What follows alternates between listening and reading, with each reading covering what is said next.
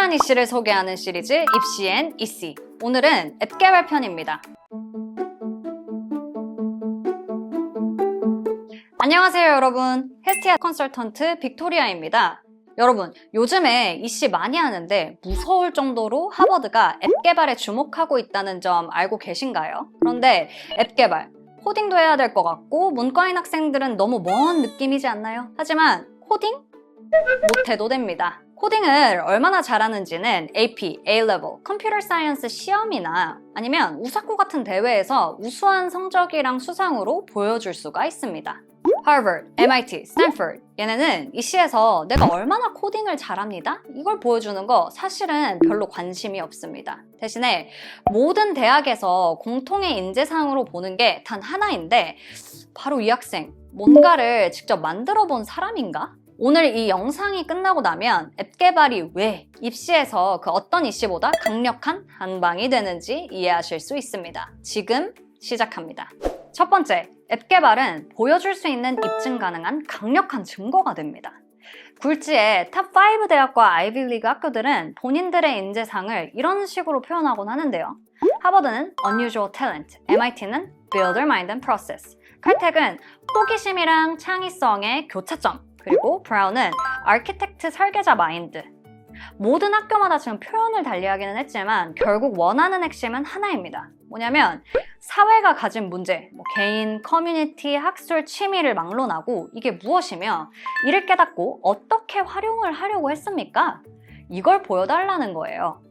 앱은 이 프로세스를 문서와 링크와 시각화해서 다운로드 가능한 형태로 보여줄 수 있는 가장 명확하고 시각적인 형태입니다. 두 번째, 문과도 이과도 전공에 상관없이 앱 개발은 무조건 입시에 강력한 도움이 됩니다. 무조건 하세요, 그냥. 철학 올림피아드, 수학 경시 대회, 에세이 대회 이런 수상이랑 액티비티는 각 대회의 커리큘럼에 딱 맞춰서 얼마나 잘 푸는지, 쓰는지, 순발력은 어떤지 개인의 능력을 보여주는 아주 좋은 도구죠. 근데 앱 개발은 다릅니다. 어떤 문제를 발견했고 스스로 어떻게 해결책을 만들었는지를 직접 보여줍니다. 예를 들어서 심리학에 관심이 있는 ST 학생은 burnout 트래커를 만들었고 경제에 관심이 있는 ST 학생은 용돈관리 앱을 만들었습니다. 얼마나 코딩을 잘하느냐가 아니라 자유롭게 나만의 전공에 맞춘 아이디어랑 이걸 실행력을 보여주는 것이 사실 포인트입니다. 하버드, MIT, 스탠퍼드, 프린스턴, 콜롬비아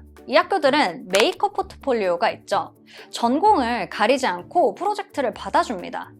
컴퓨터 사이언스를 꼭 전공해야만 앱을 만들 수 있는 게 아니라는 거죠. 오히려 문과 전공일수록 앱 개발을 활용을 한다면 본인을 더욱 차별화시킬 수가 있습니다. 이과 학생들은 두말할 것도 없고 보편적으로 실험 데이터가 없거나 찾기 힘든 문과 학생들은 앱의 사용자 정보 그리고 또 이 사람들이 하는 리스폰스를 활용해서 논문의 데이터로 쓸 수도 있죠. 세 번째, 앱 개발은 지원자가 입체적으로 보일 수 있게 하는 극강의 내러티브입니다. 대학 지원서, 메인 에세이, 서플리멘터리 에세이, 그리고 이씨 칸에서 학생들은 끊임없이 말을 합니다. 저는 UN 체어도 했고 태국 컨퍼런스도 갔다 왔어요. 저는 엄청 버블리한 성격을 가진 성실한 사람이에요. 저는 꼭 국제인권 변호사가 되고 싶고 이게 제 열정이에요. 이런 이야기를 글로만 그냥 설명을 하는 거랑 실제로 작동하는 앱을 링크로 보여주는 것, 이 두 가지는 차원이 다릅니다. 앱 개발은 학교 클럽 활동이나 지원서 에세이가 할 수 없는 것을 해줄 수가 있어요. 그러니까 가이드라인의 제약을 받지 않고 본인만의 방식으로 본인이 어떤 사람인가를 가시적으로 보여줄 수 있는 툴이죠. 자, 이제 앱 개발에 대한 오해랑 진실을 같이 알아보도록 좀 해볼게요. 자, 첫 번째, 앱 개발은 CS 전공자, 코딩 잘하는 애들이 해야 되지 않아요? 코딩은 어느 정도 수준급으로 잘해야 되는 거 아닌가요? 아닙니다. 많은 학생들이 앱 개발을 너무 거창하게 생각해요. 실리콘밸리 수준의 개발자가 되어야 될 것 같고 몇 년을 배워야 될 것 같죠. 하지만 CS 전공 지원이 아닌 이상 미국 대학에서는 지원자의 어떤 코딩 능력이나 기술력을 단도직입적으로 평가하지는 않습니다. 미국 대학이 보는 포인트는 여러분의 생각이랑은 좀 훨씬 달라요. 이 학생이 왜 이런 앱을 만들었을까? 그 의도를 파악하는 것부터가 신사의 첫 단계입니다. 그리고 이 학생이 앱을 통해 무엇을 하고 싶지? 사회에 어떤 기여를 하고 싶지? 바로 이 가치관, 그리고 이것을 할 수 있는 실행력이 중심이 되어서 평가가 됩니다. CS 전공자가 아닌 이상 앱에서 가장 중요한 건 학생의 가치관이랑 관심사가 잘 반영된 어떤 앱의 컨텐츠입니다. 예를 들어서 저희 헤스티아 학생 중에 한 명은 아트 전공으로 아이비리그를 합격을 했어요. 그리고 만든 게 미술관 전시 동선 추적 앱입니다. 관람객의 취약을 입력을 하면 전시 순서, 그리고 머물 시간 등을 큐레이팅을 해줄 수 있는 그런 앱이에요.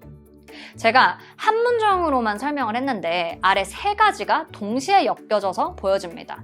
미술에 대한 깊은 이해도가 있는 학생, 열정을 보여주었고, 그리고 사람들이 미술관에서 길을 잘 읽는다, 그리고 이게 좀 불편하다라는 문제의식을 가진 학생, 가치관을 방금 보여줬죠? 그리고 자신과 같은 어려움이 있는 사람들을 위해서 이를 해결해낼 방안을 모색한 학생, 뭘로?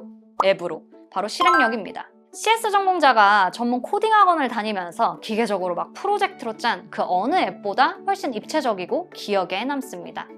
어드미션 담당자가 반할 수밖에 없지 않을까요? 오해 2번째, 어렵고 정교한 앱을 만들어야 되나요? 완성도가 낮으면 오히려 역효과 아니에요? 별로 아니에요? 이것도 아닙니다. 그러니까 맞을 순 있는데 사실 아니에요. 많은 학생들이 무조건 어렵고 복잡하고 기술적으로 정교한 앱을 만들어야 된다라고 생각들을 많이 해요. 물론 앱을 만들면 여러 가지 기능을 실행할 때 단순히 코드 몇 줄, 딸깍 이렇게 해서 만들 수는 없는 게 맞아요. 근데 딱 하나는 있어야 돼요. 앱에서 내가 이건 정말 직접 고민해서 오랫동안 만든 부분이다 라는 거를 표출을 할 수 있는 핵심 기능 1~2개가 있어야 돼요. 어드미션 오피서들은 앱스토어 심사 개발자들이 아니에요, 이 사람들은. 이 학생이 어떤 생각을 가지고 오랜 고민 끝에 이거를 만들었지? 이걸 보는 거예요. 물론 핵심 기능 1~2개 만들어 오세요. 말이 쉽죠. 근데 이걸 생각해내는 건 굉장히 어려워요. 본인이 잘하고 본인의 스토리랑 맞닿는 거, 내가 진짜 불편하게 느끼는 거, 여러분은 여기서 먼저 시작하시면 됩니다. 오해 3번째, 앱 만드는 거 너무 오랜 기간 걸리지 않아요? 저 할 거 진짜 많은데. 아니에요. 평균적으로 사실 1에서 3개월 정도의 시간이면 입시에서는 킥이 될 수 있는 나만의 특별한 앱을 만들 수 있습니다. 앱 개발에서 가장 시간이 많이 투입되는 부분이 코딩일 것 같은데 사실은 전혀 그렇지가 않아요. 앱의 전반적인 설계, 그리고 이 앱이 무슨 문제를 해결하는지, 예를 들어서 사용자가 앱을 딱 열었을 때 어떤 흐름으로 움직이게 할 건지, 혹은 서버를 만들고 코드를 어떻게 이거 디버깅할 건지, 이런 것들이 사실 어려운 부분이에요. 앱의 구조를 짜고 사용자에게 효과적으로 전달할 어떤 촘촘한 구도를 설계하는 게 가장 시간이 오래 걸리고 품이 많이 들어가는 그런 영역이라고 할 수 있겠습니다. 코딩 자체는 기본적인 개념, 문법, 규칙 정도만 이해하면 생각보다 어렵지는 않아요. 오히려 아이디어 구조를 함께 짜고 본인의 스토리에 맞는 핵심 기능을 어떻게 효과적으로 보여줄 거지?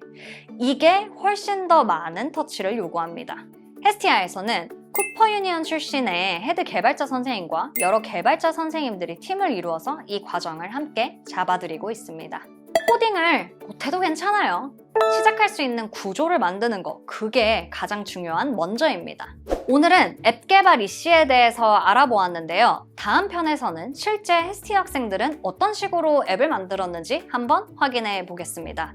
지금까지 헤스티아 컨설턴트 빅토리아였습니다.